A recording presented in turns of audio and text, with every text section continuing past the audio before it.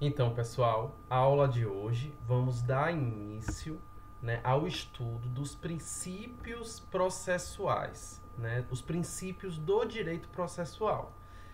Nós teremos que dedicar pelo menos 2 dias de aula, então esta semana e a próxima semana, para podermos compreender este complexo, né, que é composto pelo direito processual e, sobretudo, aos princípios que contribuem para nós podermos efetivar, né, o direito processual, para pensar o direito processual. Então, neste sentido, né, eu faço algumas provocações. Primeiro, os principais princípios processuais, né, não todos, por isso que nós teremos 2 aulas, mas esses principais princípios eles estão previstos, dispostos, descritos na Constituição Federal.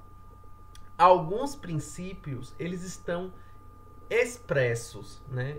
Outros princípios, de acordo com a doutrina, como a gente vai ver na aula de hoje, são princípios implícitos, decorrem de outros que estão expressos e decorre, sobretudo, obviamente, da interpretação do jurista, né, daquele que diz o direito, né, no caso do Poder Judiciário. Então, a Constituição Federal é onde se encontra, né, os princípios processuais fundamentais. Esse termo fundamental, ele remete aos direitos que estão previstos na Constituição, né? Nós temos, por exemplo, os direitos humanos e nós temos os direitos fundamentais. Direitos fundamentais são os direitos humanos previstos na Constituição. Esta é a interpretação da jurista Flávia Piovesan. Mas, pois bem, por que eu estou falando isso? Pessoal, os direitos processuais, eles são direitos que buscam permitir o acesso à justiça. Então, se eu estou falando no acesso à justiça, eu estou falando na materialização de um bem jurídico. Então, os princípios processuais, eles são uma forma, né, de efetivar os direitos humanos. Então, qual é o papel da Constituição no ordenamento jurídico? A gente viu na aula passada. A Constituição ela é a lei maior. Né? Nós temos consagrado no nosso ordenamento jurídico o princípio da supremacia constitucional. E por que o princípio da supremacia constitucional é importante?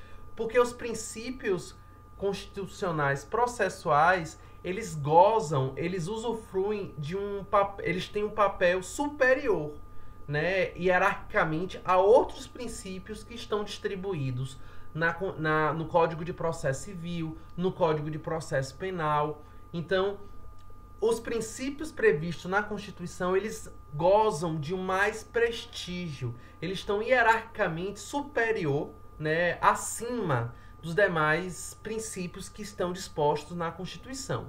Então, os princípios fundamentais, né, o que são princípios? Princípios são valores, são mandamentos axiológicos. Né? Então, o princípio ele é uma forma, né, eu indicar um princípio para interpretar uma situação, aplicar, né, alcançar o acesso à justiça. Eu não vou excluir ou incluir um determinado dispositivo, que aí seria o caso das regras, que se aplica pela forma da subsunção. No caso dos princípios, eu vou ponderar, eu vou prover um mandamento, né, eu vou averiguar, né, as situações, os complexos que estão envolvidos. Então, os princípios fundamentais são os princípios que estão previstos na Constituição.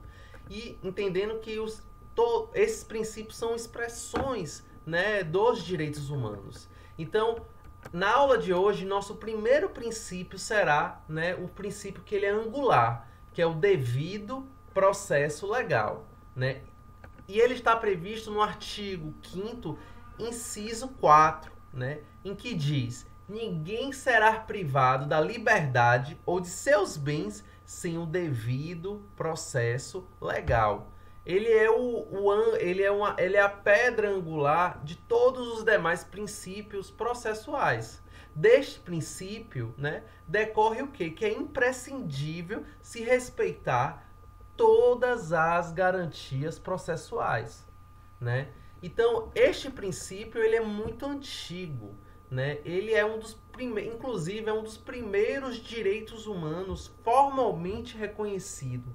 Ou seja, caso eu seja condenado, ou caso eu seja, né, excluído de algum direito, ou que eu perca algum bem, eu devo fazer isso mediante o respeito das garantias processuais.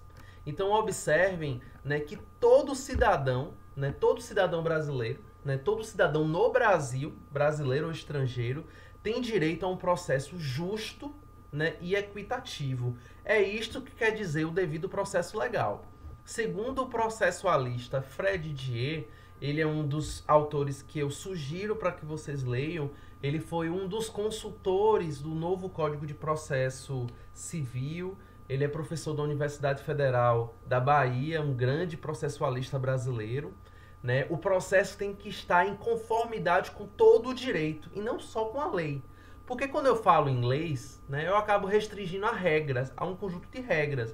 E direito, ele é um complexo que envolve também os princípios, os costumes e assim por diante. Então, o devido processo legal consiste em uma garantia que é oposta ao abuso do poder, em que é extremamente perigoso quando uma única figura ela concentra todas as atribuições para obtermos, no caso, a verdade processual e que essa verdade processual se aproxime da verdade real. Então, para evitar abusos, né, em que uma pessoa ela julgue sem levar em consideração, né, as defesas, ouvir as partes, né, que essas partes tenham tempo para se defender, que esteja disposta dela de todos os instrumentos possíveis, os meios possíveis para produzir provas, que todas as partes podem questionar qualquer peça processual que ocorra, né, ao longo de um processo. Isso é o devido processo legal. Então, o devido processo legal, né, ele é uma pedra angular, né, para todos os demais processos. E eu queria só fazer uma observação, né, sobre a origem histórica do devido processo legal. Como eu falei anteriormente, ele é um dos primeiros princípios, aliás, é um dos primeiros direitos humanos. Né? É um direito de todos os indivíduos ser julgado de forma justa e equitativa, né? Que ele tenha oportunidade para se defender. Então, qual é a origem histórica que nós podemos indicar? O texto, né, da Carta Magna de 1215, que é um marco, né, do direito constitucional. Né? Essa carta, até hoje, ela foi, né, produzida na Inglaterra e até hoje ela tem alguns dispositivos, né? Ela não foi revogada, então essa carta ela é vigente, né? Ela compõe o Common Law na Inglaterra e ele é um documento, né, que foi um grito, né, das pessoas que estavam insatisfeitas com o abuso do poder, com o modelo de monarquia absolutista, né? Então foi um grito, né, em busca de mais justiça. Então trata-se de um documento, né, composto por 63 cláusulas para evitar os abusos cometidos pelo rei. Porque o rei ele era, ele era o sinônimo das decisões. Então ele era o que acusava, ele era o que processava, ele era o que julgava e ele que aplicava a lei, né, e aplicava a condenação. Então, uma mesma figura, né, a partir dos seus valores, veja, o rei era tratado como um enviado de Deus. Né? Ele é o, segundo, na época, né, ele era o representante da máxima verdade, né, da vontade de Deus. Então, ele não havia um apego, né, aos procedimentos, né, não havia um apego à possibilidade de ouvir a outra parte, porque ele se sentia o dono da verdade.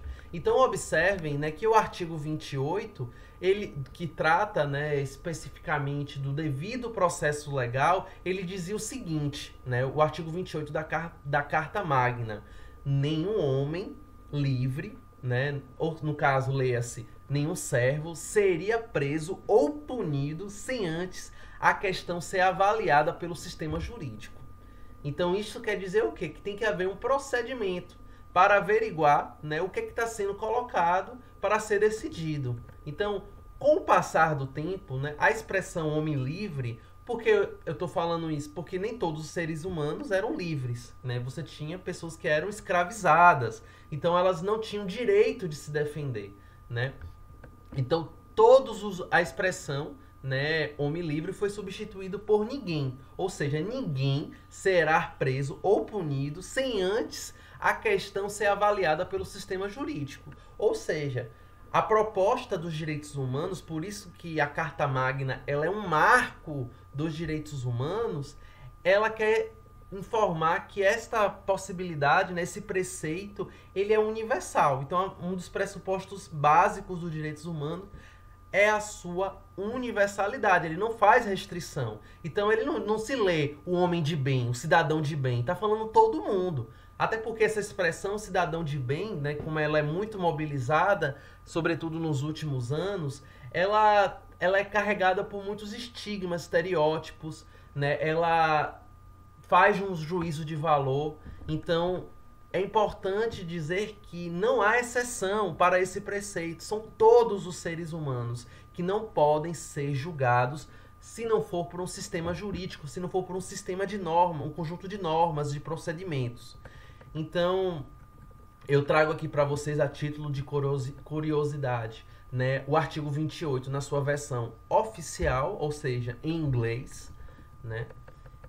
E aqui eu digo, né, mais uma vez, né, tratando mais um pouco desse princípio, o princípio do devido processo legal, ele possui tanto um significado formal, ou seja, que deve se respeitar todas as garantias e direitos, e ele também possui um significado material, em que se deve respeitar os direitos e as garantias para se chegar para se chegar à justiça, para se ter acesso à justiça.